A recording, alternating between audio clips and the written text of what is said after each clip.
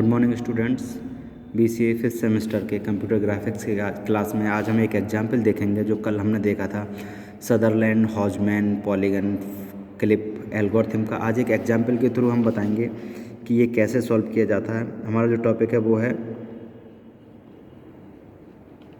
Sutherland हॉजमैन polygon clipping algorithm. Okay, अब इसमें एक एग्जाम्पल है हमारा, ठीक है। एक एग्जाम्पल हमने लिया है। मान लीजिए हमारे पास एक विंडो है इस तरीके की,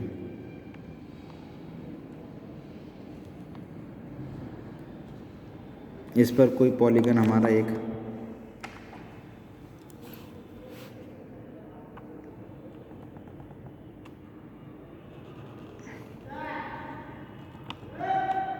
इस तरीके से कोई पॉलीगन है हमारा, ठीक है। उसकी डायरेक्शंस क्या हैं? उसकी डायरेक्शंस हैं ये,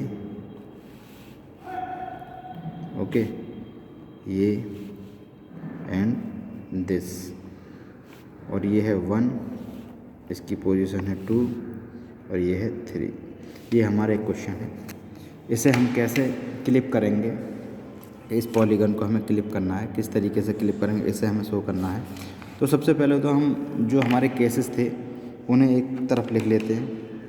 मान लीजिए केस 1 क्या था हमारा, सॉल्यूशन अगर देखें तो हम,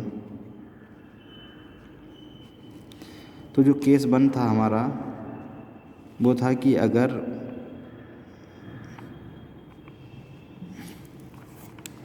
आउटसाइड है हमारी, ठीक है, ये B1 और B2, ठीक है, इस डायरेक्शन में, तो ऐसा क्या करते थे हम, नेगलेक्ट करते थे, ठीक है। केस 2 क्या है?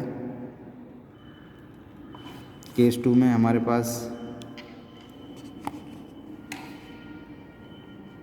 एक विंडो है, ठीक है। अगर कोई लाइन उसमें इस तरीके से है, यानी कि B1 और B2, तो हम क्या करते थे, ये कौन सी पोजीशन है? ये हमारी पोजीशन है आउट टू इन। तो हम इसमें क्या करते थे, कैसे सेव करते थे? B1 डैश को, यानी कि इसको इंटरसेक्ट को B1 डैश और B2 को सेव करते थे। और केस 3 की अगर हम बात करें तो इसमें हमारे पास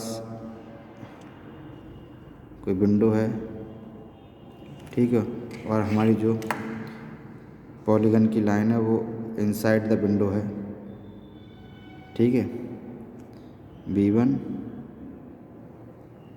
और B2। तो हम क्या करते थे इस केस में, हम B2 को सेव करते थे। और केस 4 की अगर हम बात करें तो ये तो हम कल समझ ही चुके हैं, कल के वीडियो। एक ये लिखना ज़रूरी है क्योंकि अगर हम देखेंगे इसे, मान लीजिए ये पोजीशन है हमारे उसकी और ये डायरेक्शन ये है, ठीक है, तो ये B1 हो जाएगा, ये B2 हो जाएगा हमारा, और इसका इंटरसेक्ट पॉइंट ये B2 डैश। तब हम क्या करेंगे, B2 डैश को सेव करेंगे। ये पोजीशन हमारी होगी इन टू आउट, ठीक है। अब हम सॉल्व करते हैं। मान लीजिए 1 बाई 1 क्लिपिंग होगी तो हमारी लेफ़्ट की क्लिपिंग, राइट की क्लिपिंग, इस क्लिपिंग होगी, तो इस तरीके से हम पार्टीशन कर लेते हैं, ठीक है।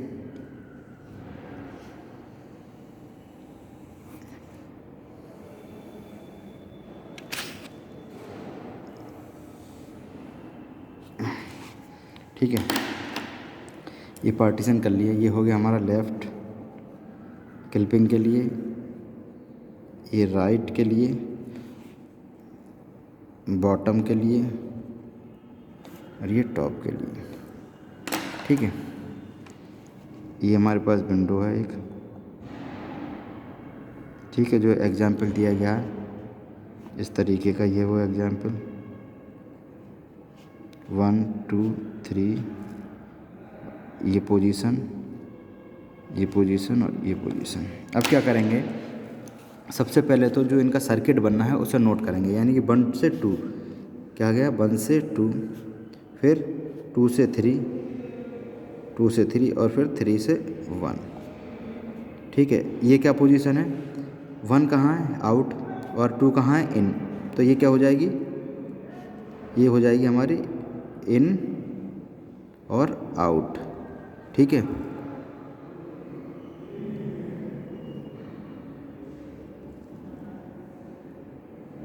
ओके, सॉरी, ये हम ऐसा करते हैं, इसे लेफ़्ट कर रहे हैं तो लेफ़्ट साइड की तरफ को इसे हम मानेंगे आउटसाइड और इसे मानेंगे इनसाइड। ठीक है, ये डायरेक्शन आउट, ये इन। ठीक है, इस तरीके से करेंगे तब हमारी ये पोजीशन जो है 1 से 2, तो ये हो जाएगी हमारी इन टू इन। ठीक है, ये हो जाएगी हमारी इन टू इन, और ये हो जाएगी 2 किधर है, इन है, 3 आउट है, तो ये हो जाएगी इन और आउट। ठीक है, क्योंकि अगर लेफ़्ट की कर रहे हैं तो लेफ़्ट की इधर की विंडो को अलग कर लिया, लेफ़्ट इधर के विंडो अलग हो जाएगी, इधर की अलग हो जाएगी, इधर को हम इन मानेंगे, इधर को आउट मानेंगे। ठीक है, और 3 क्या है आउट, और 1 क्या है इन, तो आउट और इस तरीके से हो जाएगी। तो हम जब इन के केस में देखते हैं, इन का केस कौन सा है, जब दोनों इन हो, दोनों इन, ये है, ये इन का केस है, दोनों इन है। ठीक है, तो इन के केस में क्या करते हैं हम, इन के केस में हमारा होता है कि हम B2 को सेव करते हैं, तो यहाँ B2 ये है, तो यहाँ सेव कर लेंगे हम 2 को। ठीक है, ऐसे ही 2 3 में इन और आउट का केस है, तो इन आउट का केस ये है, इन और आउट, इसमें क्या करते हैं B2 डैश, यानी कि हम क्या करेंगे B2 डैश, इन और आउट, 2 और 3, तो यहाँ जो एक इंटरसेक्ट पॉइंट लेंगे।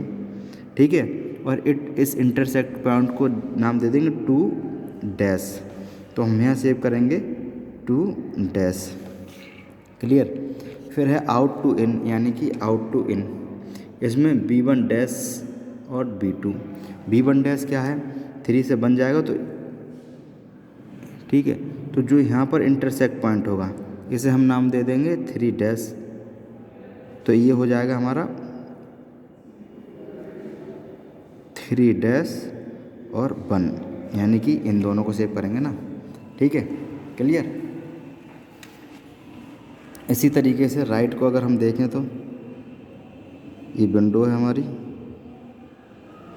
ठीक है, अब हमारा ये रह जाएगा इस तरीके का।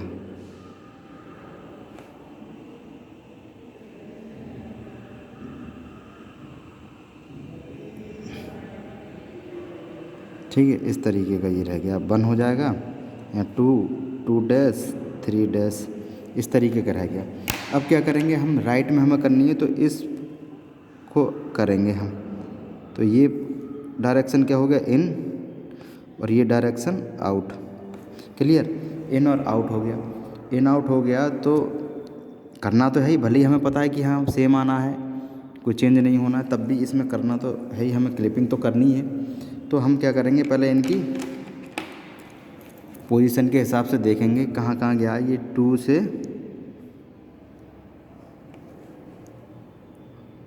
2 डैश, ओके, 2 डैश से 3 डैश, ओके, 3 डैश से 1 और 1 से 2, ओके। इस तरीके से ये हमारा सर्किट बना है। अब इनकी डायरेक्शन अगर हम देखें तो डायरेक्शन सबकी इन होगी, क्योंकि इन इसलिए होगी क्योंकि ये सारे हमारे इन साइड में हैं, तो ये हो जाएगी इन इन इन, इस ये आउटसाइड है, ये इनसाइड है, इसलिए सब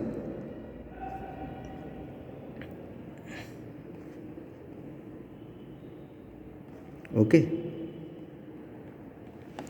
इन की पोजीशन में क्या करते हैं, लास्ट वाले को सेव करते हैं। ठीक है, इन की पोजीशन में क्या करते हैं, B2 को सेव करते हैं। तो इसमें क्या आ जाएगा, 2 डैश 3 डैश 1 2।